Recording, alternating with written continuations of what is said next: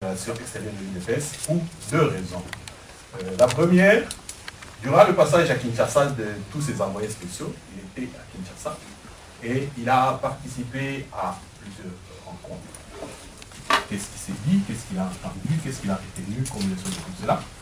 De deux, l'UDPS, son parti, est une force politique actuellement incontournable dans le processus démocratique congolais. Et sans plus tarder, nous allons donc donner la parole à M. Félix Tshisekedi. Et à l'issue de sa communication, nous donnerons la parole à la presse. Et au prorata du temps qui nous restera, quand la presse aura fini d'intervenir, on pourrait prendre quelques interventions donc, dans la salle.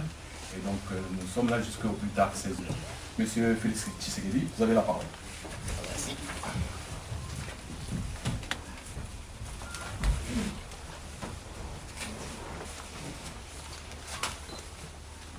Bonjour à tous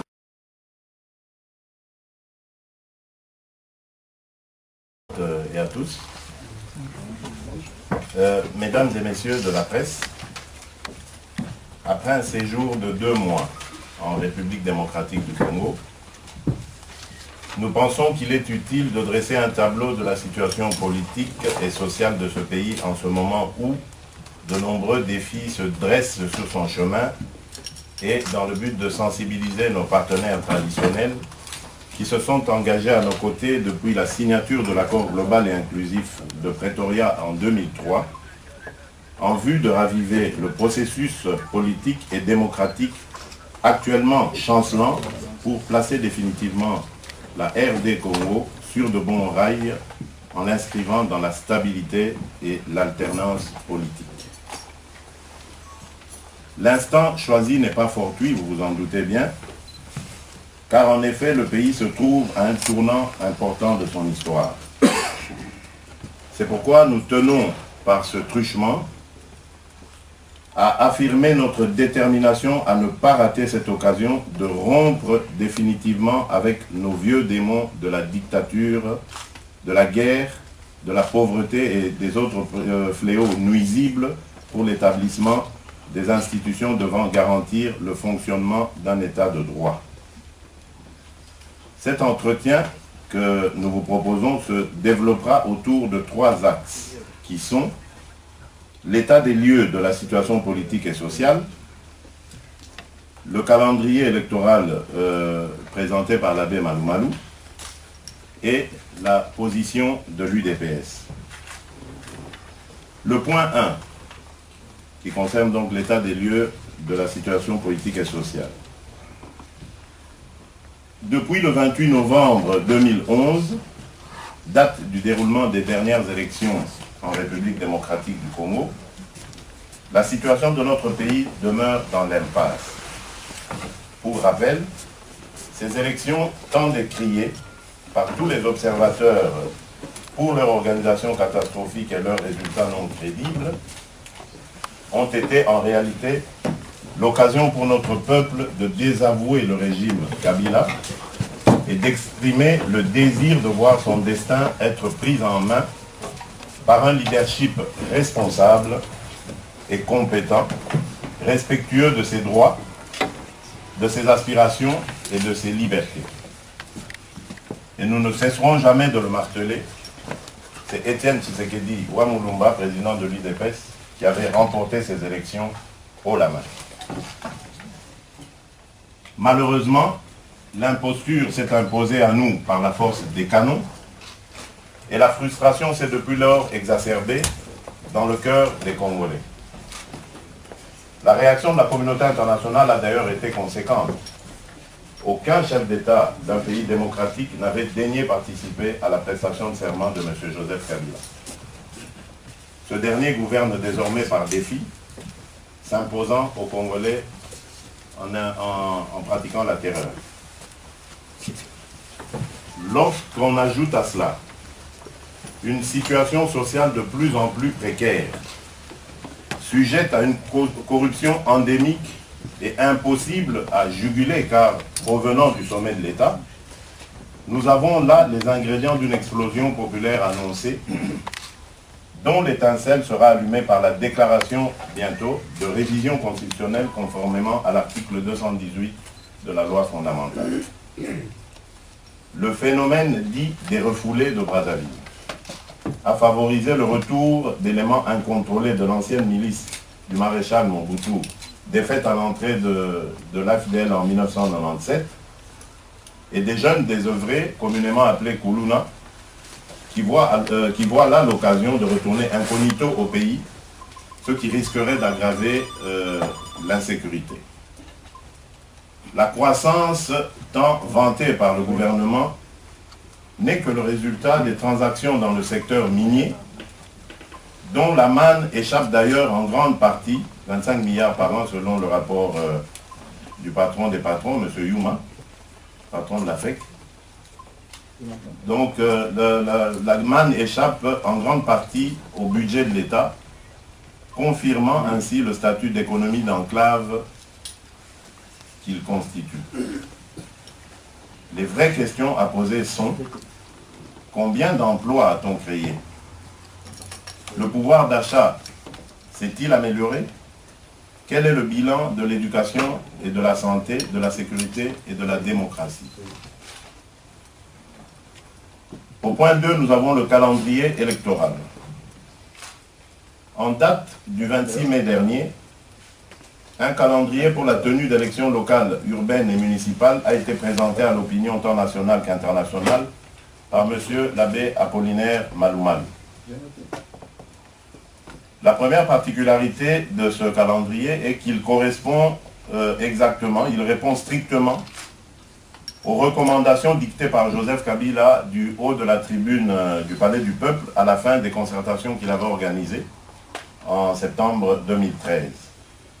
En effet, l'abbé Maloumalou a proposé, exactement comme l'a voulu Joseph Kabila, d'entamer le processus par les élections locales au suffrage indirect, alors que le mandat des sénateurs, députés provinciaux et gouverneurs est arrivé à échéance depuis mars 2012 et consacre en fait leur illégitimité.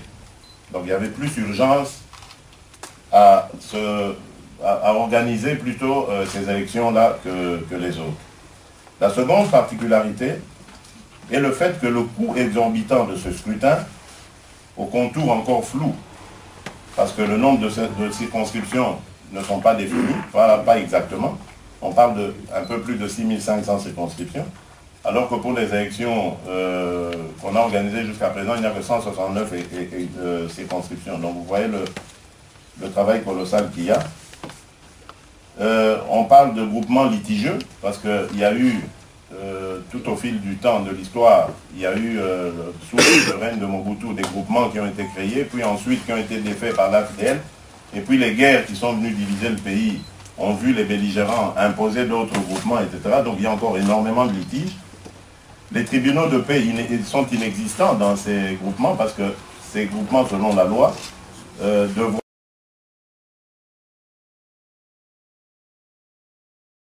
en cas de recours aller saisir les tribunaux de paix qui n'existent pas encore. Donc il y a tout ce travail à faire. Et tout cela ne fait pas reculer le président de la CENI qui pourtant, en proposant le suffrage indirect selon la volonté de Kabila, manifestait le souci de faire des économies.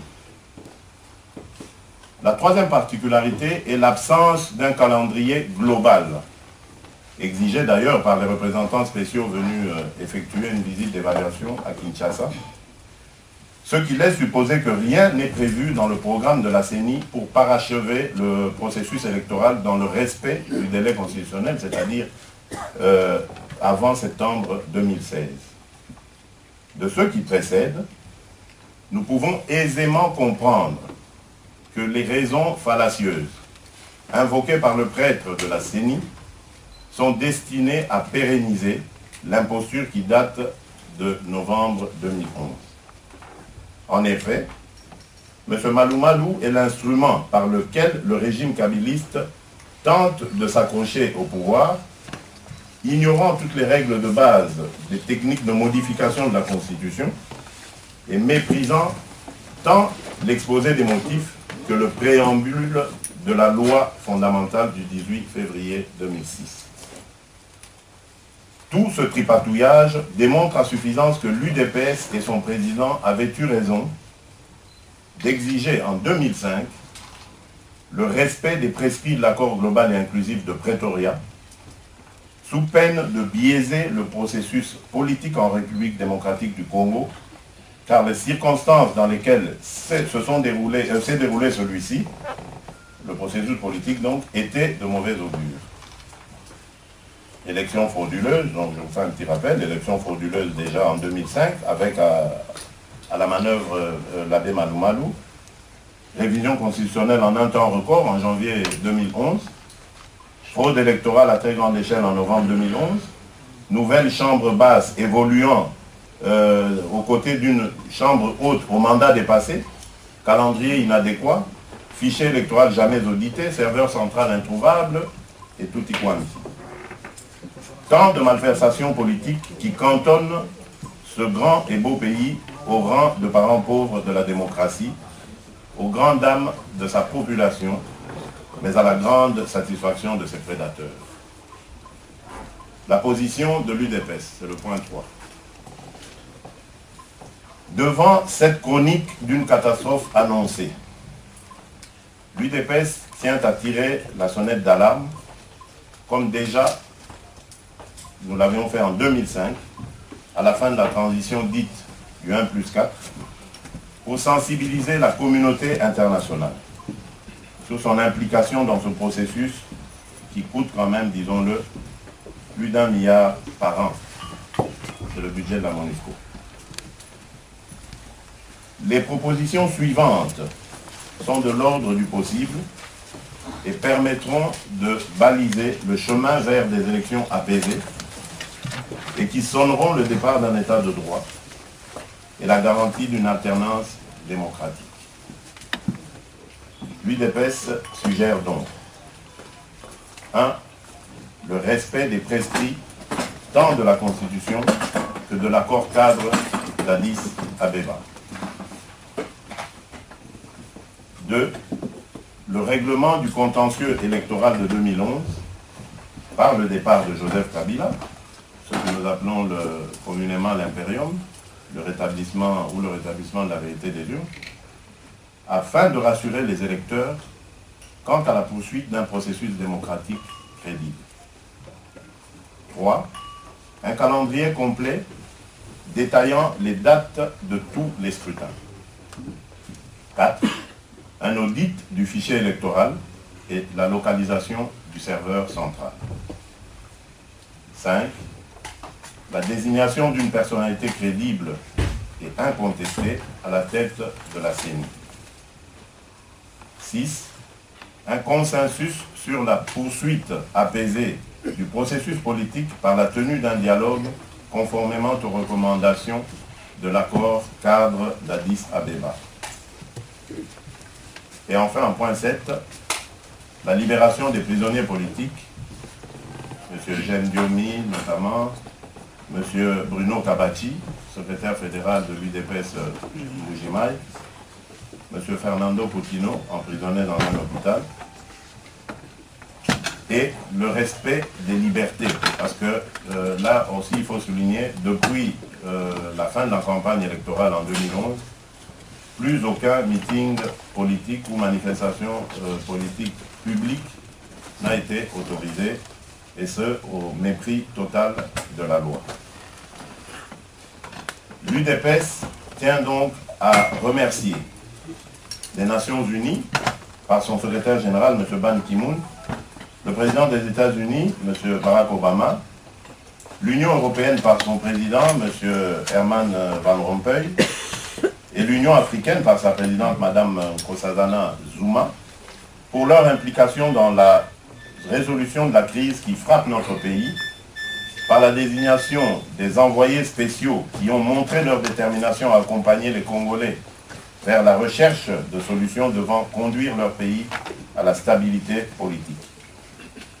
Permettez-nous de terminer cette intervention par une citation de Renan, écrivain, philosophe et historien français, qui a dit, je cite, « En Afrique, comme ailleurs, Une constitution ne peut être viable que si elle repose sur un large consensus.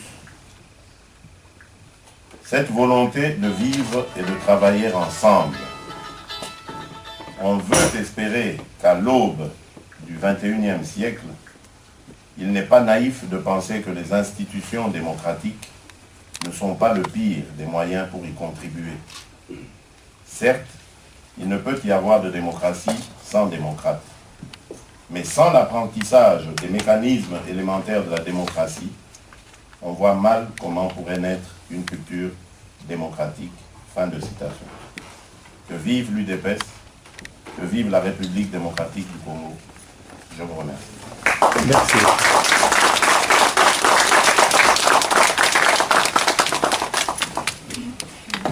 Nous remercions M. Félix Tshisekedi pour sa communication. Nous lui demandons de rester là parce que là, nous allons donner la parole à la presse. Et donc, vous vous présentez, l'organe que vous représentez, et vous posez votre question. Le micro arrive.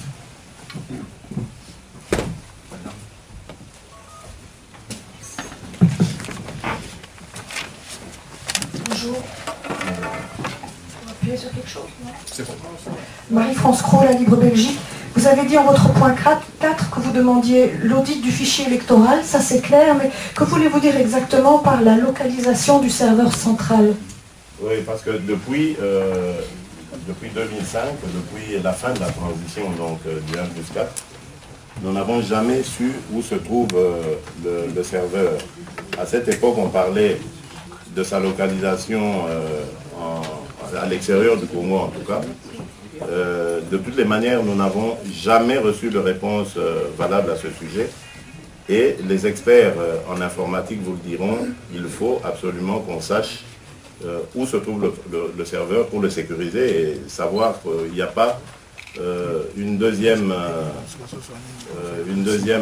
tentative autre que l'officielle, la plus connue, d'y insérer des chiffres qui sont totalement farfelus.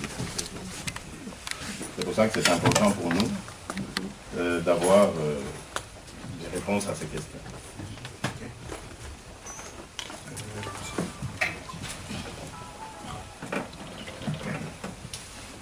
Bonjour d'abord.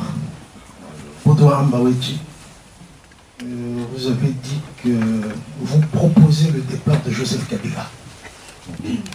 Vous proposez à qui? Et qui doit le faire partir? Très bonne question, mais Joseph Kabila, à notre entendement, déjà, il n'est pas à sa place. Il n'a pas gagné les élections de 2011 et aujourd'hui, il est au centre d'une stratégie qui consiste à faire traîner les choses et qui consiste à le maintenir au pouvoir. Et nous disons que ce serait très dangereux à la fois pour la démocratie mais aussi pour la stabilité du pays que ce monsieur reste aux affaires. Étant donné qu'il n'a pas de légitimité, donc ce serait une des solutions au problème du Congo, c'est-à-dire son départ.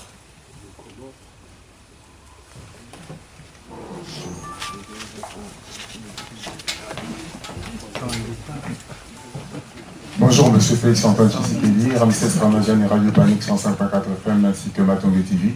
Ma question est celle-ci. En 2006, l'UDPS n'a pas cru bon de participer aux élections. On a vu ce que cela donnait. En 2011, l'UDPS a participé par monsieur le président lui-même, monsieur Tshisekedi. On a vu ce que ça donnait. On a dit que le résultat était trompé. Alors, qu'est-ce que vous alliez faire donc en 2016? D'autant plus que ce sera les mêmes organes que vous remettez en question. C'est à la CENI, avec les présidents, celui-ci ou celui ou un autre. Vous ne pensez pas que vous êtes dans un piège maintenant? Faut-il y aller? Ne faut-il pas y aller? Quelle est votre réponse à ce sujet? Je suis tout à fait tranquille avec cette question. Je ne crois pas qu'il y ait un piège pour autant parce que la communauté internationale qui nous accompagne dans ce processus et qui est quelque part un peu, j'allais dire, co-auteur de ce qui se passe, de ce que ce processus doit être crédible, nous a quand même donné des assurances, cette fois-ci encore plus que les fois dernières, des assurances qui laisse augurer quand même de bonnes choses. Évidemment, ce ne sera pas un combat facile, parce que M. Joseph Kabila, et je vais le démontrer peut-être tout à l'heure, veut s'accrocher au pouvoir. Tout ce qu'il fait aujourd'hui en complicité avec l'abbé Malou, c'est de pérenniser son règne. Et ça ne va pas se faire facilement. D'ailleurs, je crois que vous êtes au courant qu'il a lancé la procédure pour la révision de la Constitution. Mais c'est un combat de tous les jours. Et cette fois-ci, nous pensons que la communauté internationale est du côté du peuple congolais, parce qu'elle a émis de manière officielle d'ailleurs ses vœux de voir les choses se passer de manière transparente et en respect total de la Constitution. Donc c'est un combat. Nous n'avons pas peur de le mener. C'est pourquoi d'ailleurs, dans quelques semaines, je retourne au Congo avec les autres forces politiques et sociales. Nous nous sommes convenus d'entamer un mano à mano, si vous voulez, contre le régime de Kabila jusqu'à le faire partir. Ok, merci.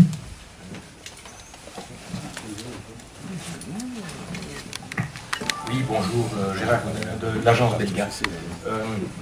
Je voulais, si je me souviens bien, à votre mandat de député, vous aviez été élu en 2011 et invalidé. Est-ce que vous considérez cette invalidation comme infondée? Est-ce qu'il est possible de la contester, d'une part? Et d'autre part, on a entendu beaucoup de choses à propos d'Albert Moleka. Quel est désormais son statut au sein de l'UDPS ou en dehors? D'abord, à propos de mon mandat de député, je n'ai pas de compte à rendre à ce Parlement, qui est d'ailleurs rempli de plusieurs députés non élus. Ce n'est pas moi qui le dis. Il y a eu, rien que dans le propre camp de Kabila, 300 plaintes que les uns ont déposées contre les autres, donc entre eux. Donc c'est vous dire que c'est vraiment un ramassis de gens qui sont désignés par la seule volonté de leur chef de file et non pas par la volonté de notre peuple. C'est pourquoi j'avais refusé en son temps d'aller siéger à leur côté. Et depuis lors, évidemment, ils ont fait cette manœuvre, mais je ne me sens pas du tout sanctionné, parce que je continue à bénéficier du soutien de mon électorat. Et j'espère que j'aurai l'occasion de le prouver à la face du monde lorsque j'effectuerai très bientôt une descente à Mbuji-Mayi.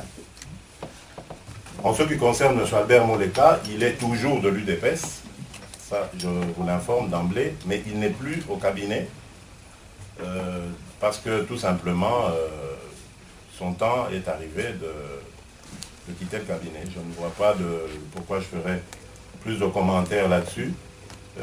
Il a, je crois, publié une lettre de démission et depuis, il n'est plus au cabinet du président de l'UDPS, mais il reste membre de l'UDPS.